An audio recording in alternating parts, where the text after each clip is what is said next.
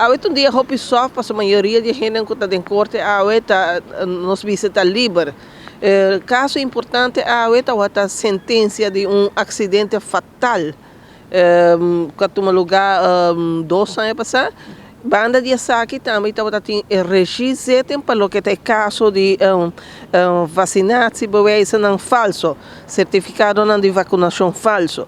Para nós vai que por meu caso nós temos Charles Gale, homem que agora acusado com a cor de forma lo que nós dizemos na holandês rúculos, irresponsável e a causa acidente fatal de menor de Cuba. E banda de aqui também ela agora acusada de acorre tem responsabilidade em acidente e na de terceiro lugar de manejar auto sem regulares. Agora tem sentença, nós vai brevemente revelar para o relato mais amplo da polícia de Matutino Trempan.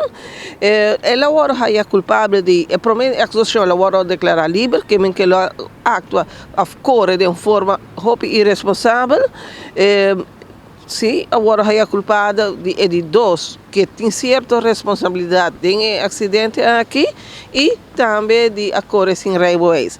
Pensar que na corte condena 40 horas de trabalho para a comunidade e banda de aqui e não pede para declarar verbert seu auto, com essa vista que não tem motivo para aqui, que meter esse auto back e não otorga suma de 3.320 florim, dano material, que está a demanda de viúva do senhor de Cuba.